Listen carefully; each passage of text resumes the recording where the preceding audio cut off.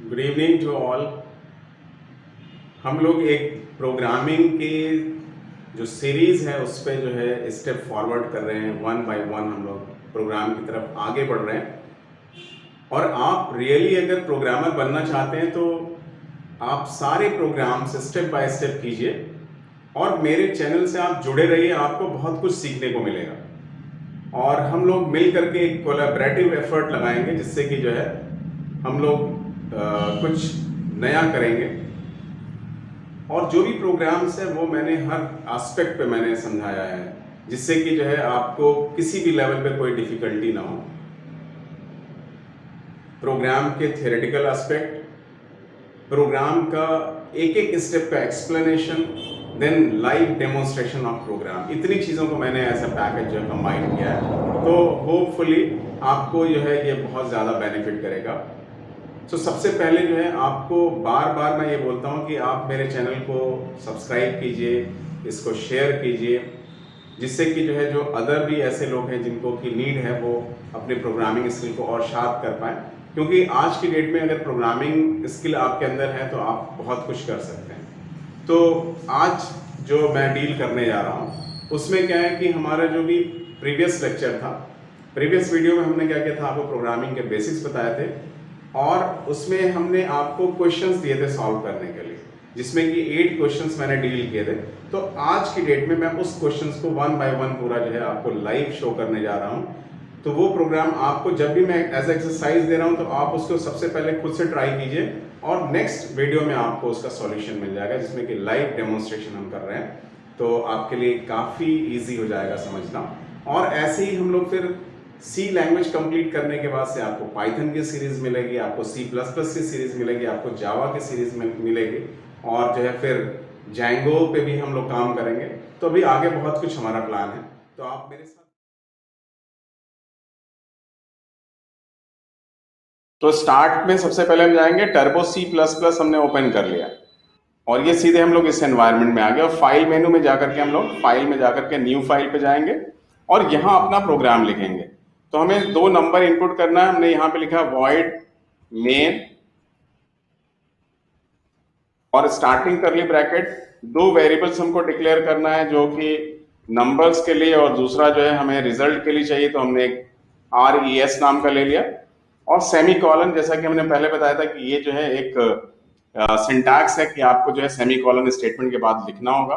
और यहाँ पे प्रिंट एफ, सबसे पहले नंबर इनपुट करने के लिए enter the first number, then scan F, ये हमें वैल्यू रीड करने के लिए हम यूज करते हैं जिसमें फॉर्मेट स्पेसिफायर का यूज करते हैं। और यहाँ पे एम्परसेंड साइन और वेरिएबल नेम। नेक्स्ट नंबर हमने इनपुट करा लिया, एंटर द सेकेंड नंबर और इसको भी हमने इनपुट ले लिया स्कैनएफ के थ्रू, स्कैनएफ %d क्योंकि ये इंटीजर टाइप का है और n2। अब यहाँ पे RES equals to n1 plus n2 हमने कर दिया। ये रिजल्ट कैलकुलेट होके रिजल्ट वेरिएबल में स्टोर हो गया। अब इसको हम प्रिंट कर देंगे, print F first number is, ये message as it is print होगा और ये फॉर्मेट स्पेसिफायर को यूज किया क्योंकि वेरिएबल हमारा इंटीजर टाइप का जो फर्स्ट हम प्रिंट कर रहे हैं। Next print F second number is %d और यहाँ पे n2, देन प्रिंट एफ और यहाँ लिख रहे हैं सम इज और रिजल्ट में हमने सम को प्रिंट कराया और यहाँ हमें %d फॉर्मेट स्पेसिफायर यूज करना होगा, then semicolon curly bracket close. Now save this, अब इसको सेव करेंगे। F2 से हम जो शॉर्टकट की है और यहाँ पे फर्स्ट .c नाम से सेव किया। अब इसको कंपाइल करना है, कंट्रोल F9 से कंपाइल एंड रन करेंगे। तो देखिए सबसे पहला नंबर आपने जो इनपुट किया, दूसरा नंबर इनपुट किया और ये Alt F5 से आउटपुट हम देखते हैं तो ये हमारा सम प्रिंट कर दिया इसने। First number is 34, second number is 56, some is 90। तो ये प्रोग्राम सिर्फ इतना ही कर रहा था। तो सीधे देखिए ये प्रोग्राम पे हम लोग वापस आ गए और यहाँ पे जो है 2 नंबर्स हमने इनपुट कराया यूजर से और दोनों को ऐड करके हमने उसको प्रिंट कर दिया उसका सम। अब यहाँ पे अगर हमने इसको मल्टीप्लाई करना था तो यहाँ पे ऑपरेटर आपने चेंज कर दिया, अब ये मल्टीप्लिकेशन करेगा। यहाँ पे सम की जगह हमें मैसेज में अब क्या करना था, यहाँ पे प्रोडक्ट कर देंगे क्योंकि अब प्रोडक्ट कैलकुलेट कर रहे हैं, तो प्रोडक्ट इज, और हमें एक चीज यहाँ पे अब और क्या करना है कि हमें जो भी वैल्यू हमें इनपुट करानी है, हम चाहते हैं कि सब के सब जो है वो न्यू लाइन पे आए, इसका जो आउटपुट आया, रिजल्ट आया, वो न्यू लाइन पे आया। तो हम यहाँ पे /n यूज कर रहे हैं जिसको हम एस्केप सीक्वेंस कैरेक्टर कहते हैं। इसकी मीनिंग ऑलरेडी डिफाइंड है, जैसे ही /n जहां इसको मिलेगा ये इसको न्यू लाइन कैरेक्टर की तरह ट्रीट करेगा और जो है एक न्यू लाइन इंसर्ट कर देगा। इसका मतलब ये जो भी आउटपुट हमारे आएंगे सब वो अगली अगली लाइन पे आएंगे। और हमें और क्या करना है कि जो भी हमने रन किया था, जो प्रीवियस रिजल्ट हमारा स्क्रीन पे पड़ा था, अगर दोबारा इसको रन करेंगे तो प्रीवियस आउटपुट भी शो कर रहा होगा। इसके लिए हम यहाँ पे CLRSCR, ये क्लियर स्क्रीन के लिए है, ये एक फंक्शन, और इसके लिए हमें एक और हेडर फाइल जो इंक्लूड करनी पड़ेगी, #include conio.h। ठीक है, तो ये हमने conio.h इसलिए इंक्लूड किया क्योंकि यहाँ पे CLRSCR फंक्शन यूज कर रहे हैं जिसका काम क्या है कि स्क्रीन को क्लियर करने का। अब सीधे इसको हम रन करते हैं, कंट्रोल F9 से हम जो है इसको कंपाइल एंड रन करेंगे। तो यहाँ पे हमने सबसे पहले नंबर 12 डाल दिया, नेक्स्ट हमने 5 डाल दिया। तो अब आप Alt F5 से इसके आउटपुट पे स्विच करके जा सकते हैं। यहाँ पे first number is 12, second number is 5 and product is 60। तो देखिए यहाँ पे इसका प्रोडक्ट इसने डिस्प्ले कर दिया। अब नेक्स्ट ऑपरेशन हम लोग यहाँ पे फिर से कर लेते हैं। सपोज अगर हमें डिफरेंस निकालना है, माइनस करना है, तो यहाँ पे हमने जो है यहाँ पे ऑपरेटर यहाँ पे माइनस कर दिया, यहाँ पे प्रोडक्ट की जगह हमें माइनस करना है तो यहाँ पे हमने मैसेज में भी चेंज कर दिया, यहाँ पे हमने लिख दिया डिफरेंस इज, और इसको फिर से रन करते हैं। और एक काम और करते हैं कि जब भी हमें आउटपुट के लिए बार बार Alt F5 करके इस पे जाना पड़ता है तो हम यहाँ पे एक फंक्शन यूज कर रहे हैं getch, जो एक सिंगल कैरेक्टर को रीड करता है। ये एक कैरेक्टर के लिए रुक जाएगा, तो इसका मतलब जो भी आउटपुट हमारा शो करता है वो फौरन शो करने के बाद सीधे प्रोग्राम पे स्विच कर जाता है, बट ये क्या करेगा, वहां पे रुका रहेगा। अब देखिए, अब इसको अगर हम लोग रन करते हैं तो यहाँ सबसे पहला नंबर हमने डाला, ये दूसरा नंबर हमने डाला, और जैसे इंटर करेंगे यहाँ पे क्या हो गया, आउटपुट शो करने के बाद से अब वो एक कैरेक्टर का वेट कर रहा है, और जैसे ही हम कोई कैरेक्टर प्रेस करेंगे वैसे इससे बाहर आ जाएगा। अब इसी तरीके से अगर हम लोग को डिवीजन करना था तो यहाँ पे हमने ऑपरेटर फिर से चेंज कर दिया, और यहाँ पे भी हमने मैसेज चेंज कर दिया कि ये जो है डिवीजन।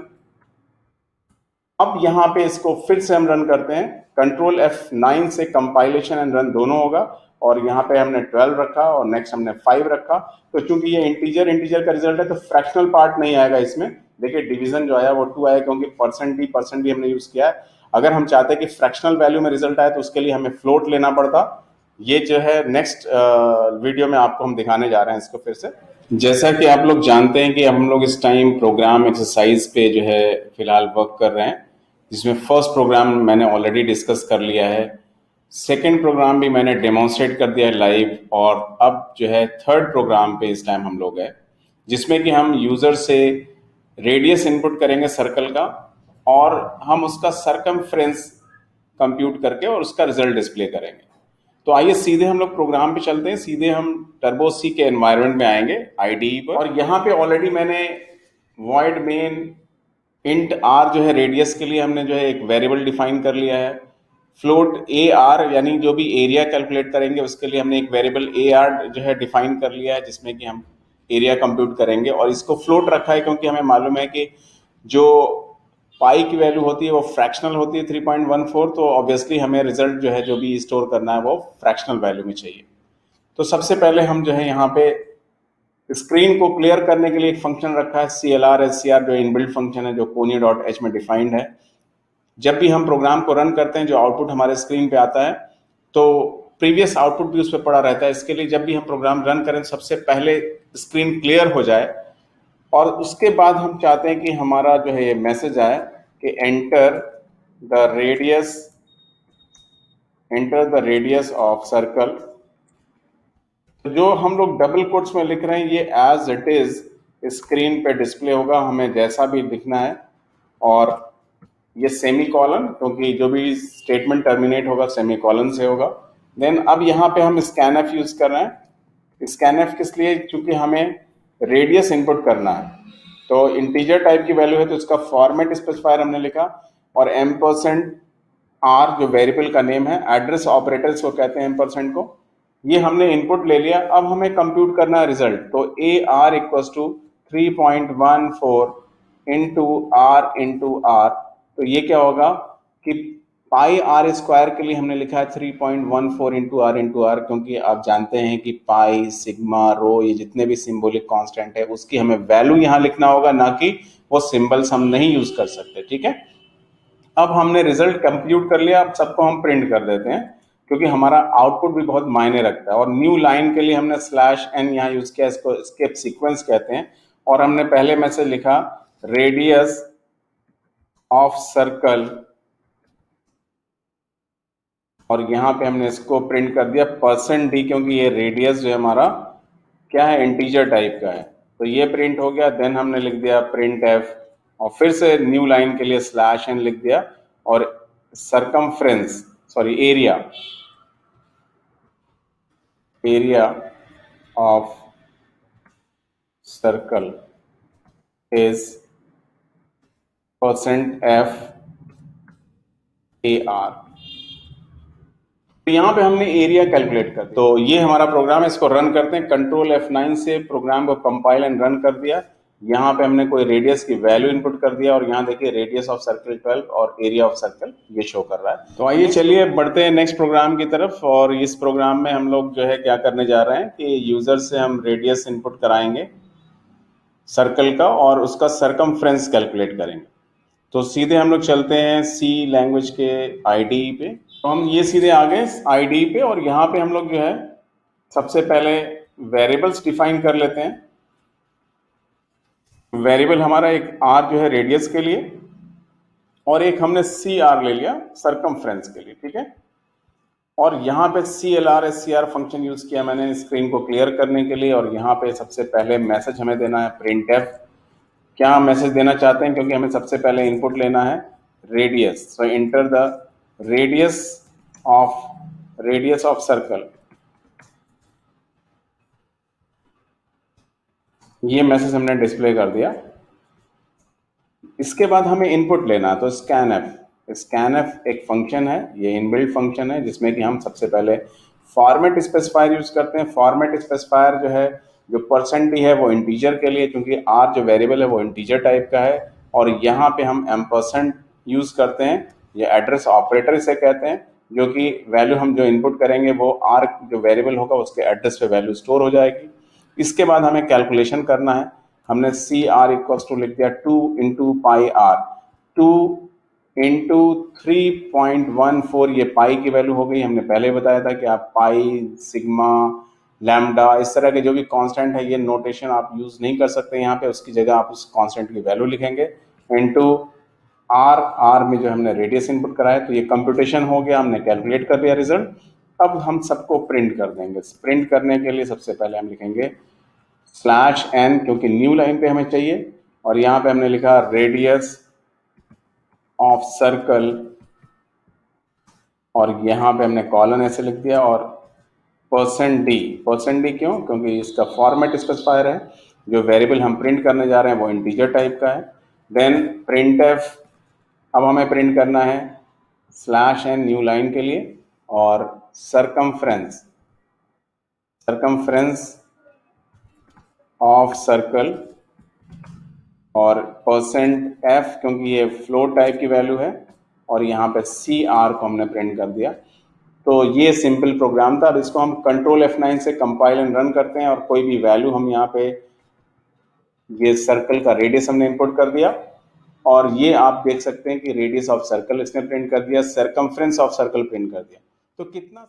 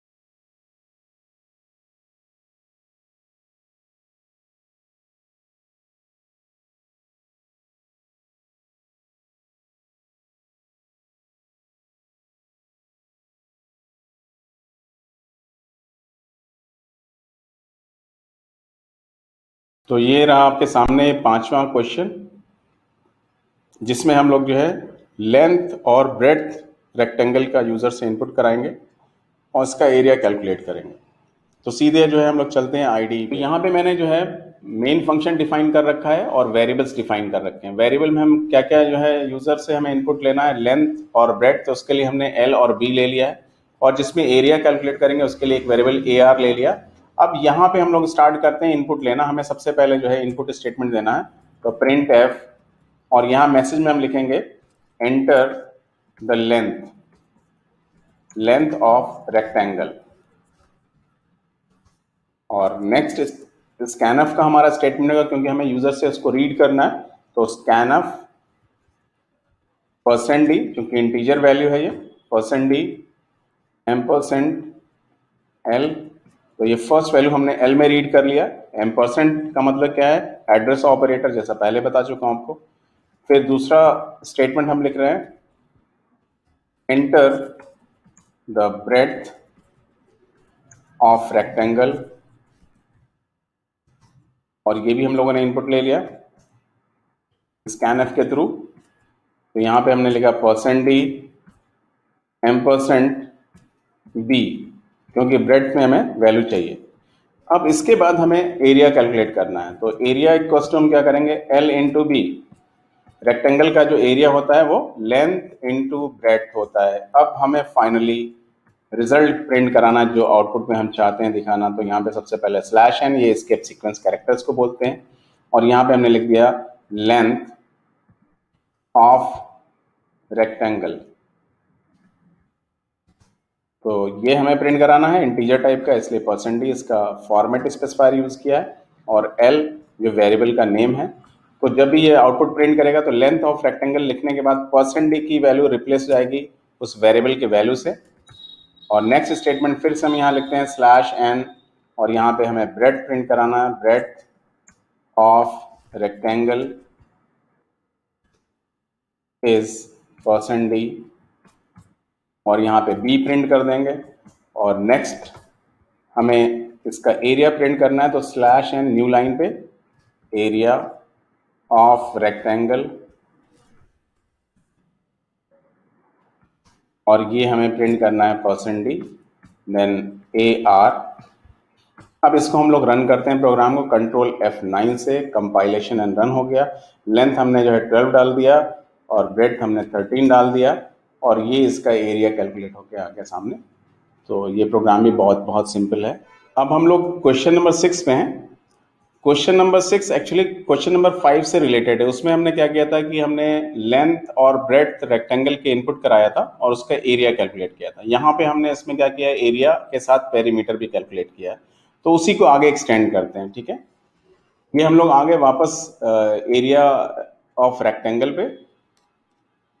तो इसमें हमें जो है एक काम और क्या करना है, हमें पेरीमीटर भी चाहिए, तो हमने यहाँ पे PR एक वेरिएबल ले लिया है। देखिए बाकी सारी चीज़ें तो एज इट इज़ होंगी, हमें इसमें लेंथ ऑफ रेक्टेंगल इनपुट लेना है, ब्रेड्थ ऑफ रेक्टेंगल इनपुट लेना है, एरिया भी कैलकुलेट करना है। बस इसके जस्ट बाद हमने एक काम और कर लिया, यहाँ पे पेरीमीटर के लिए एक वेरिएबल PR लिया है। तो यहाँ पे 2 इंटू, और L प्लस B होता है इसका formula, 2 into length plus breadth. अब फाइनली हमें इसको भी प्रिंट करा देना है। एक लास्ट में स्टेटमेंट हम और ऐड कर देंगे, प्रिंट एफ, और यहाँ पे हम लोग को प्रिंट क्या करना है, यहाँ पे पेरीमीटर ऑफ रेक्टेंगल और %d